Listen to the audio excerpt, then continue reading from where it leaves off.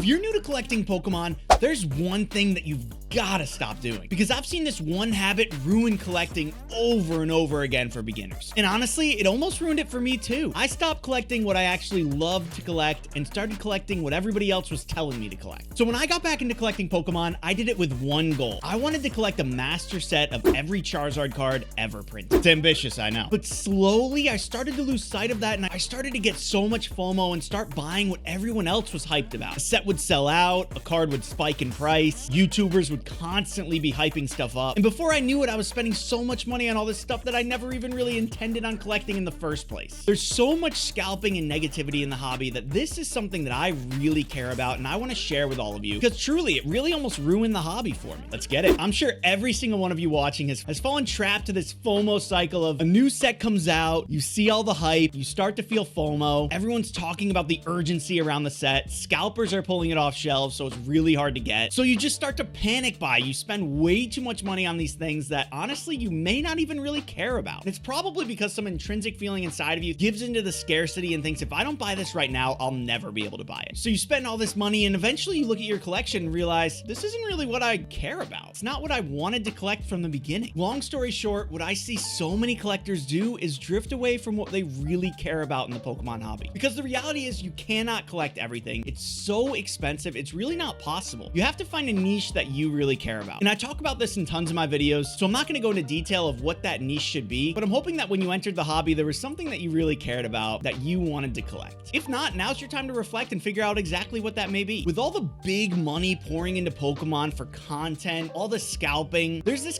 constant feeling that you're falling behind as a collector. And so many people are treating this like an investment, which almost makes it feel like you're passing up on buying Apple stock in the 90s. I'm going to tell you right now, you're not falling behind. If you just look at the trend graphs for all modern sets in Pokemon, what you'll see is when they first come out, they're super hyped, super expensive, then they dip. And after that dip, there's a really long time before they start to jump again. It's usually once the Pokemon company stops printing that set or really starts to slow it, which can happen from a year to 3 years. It really depends on the demand for the set. But the reality is you've got time. You should never buy from a third party when a set first drops, because there's so many unknowns. You have no idea how popular the set's going to be, how long it's going to be printed, how much it's going to be printed, the pull rates from the set. All of these things really shift the demand for a set. So you don't need to feel like you're falling behind if you don't get the set the first day it drops. Trust me, I even still struggle with that. It's really hard. So shifting from that FOMO feeling, this is how I came over it. I focused on what I wanted to collect. I looked at all the product in the Pokemon world, and I set my eyes on two things that really made me happy. Collecting every single Charizard ever printed, which was what got me into the hobby in the first place. And then I really enjoy collecting sealed ETBs and UPCs. You can see I've got some of them right here. All of my ETBs are up in front of me, in front of my desk. I look at them every day. I don't know, it just brings me joy. And I think that's really what's important about Pokemon. The reality is things do appreciate in value, and it can be seen as an investment. I don't think it should be. I think you should be a collector first, not an investor. So the other side of this, once I set my goals, I constantly have to remind myself of three things. It's okay to miss product. You cannot collect every single thing that releases. There's always going to be another set. It just felt like a repeat cycle where Pokemon would release a set, I'd get super hyped about it. The day it dropped, it'd be impossible to get. I'd pay a ton of money, way over MSRP, to get the product. A month later, the cycle repeats. And next thing I know, I have no money left in my budget to actually go after my collecting goals. And the third one is I stopped rushing, because I realized for my ETB collection, for example, I don't have to get it the day it releases. Let's say the market's $60. It's very hard to get it for market unless you wait in lines, which I don't really want to do. So I'd be paying $120, $150 for that market price instead of the $60 at MSRP. But if I waited a year, unless it's some astronomical set that's got insane demand, Ascended Heroes is one of those, for example, Evolving Skies, Prismatic Evolutions. There's certain sets that don't follow this rule, but most of them follow the rule that in a year, it's really going to be that same market price. So it's okay to wait. So the moment that I realized all this and I started going back to my collection goals, when I really realized that the best collections aren't the most expensive ones. They're the ones that actually mean something to you. Like, for example, Pokemon's the only cards that I collect. There's a crazy expensive One Piece or Yu-Gi-Oh collection. It would not feel the same to me at all as my way less expensive Pokemon Pokemon collection because those cards mean something to me. I've got memories associated with them. I think collecting and investing aren't the same, and I think collecting means that you have emotion tied to your collection. Don't let market price or anybody tell you what you should collect, what should be valuable to you personally, and what should make you happy. I've seen so many amazing collectors on my channel talk about some of their collections that make them happy that have such a little face value. That's okay. The face value doesn't matter. It's what makes you happy. Remind yourself of that. So the check you should give yourself every single time before you buy something is, would I want to buy this if no one was talking about it? That has helped me so much. Listen, guys, thank you so much for watching. I really hope this was helpful. I'm super passionate about this because I see so much burnout in the Pokemon hobby because everything's so expensive. Collect what you enjoy. Don't forget to like the video if it was helpful. Subscribe to the channel for more beginner tips. Let me know in the comments if you bought something purely out of FOMO recently. Be honest. We can all help each other here. And I'll catch you in the next one.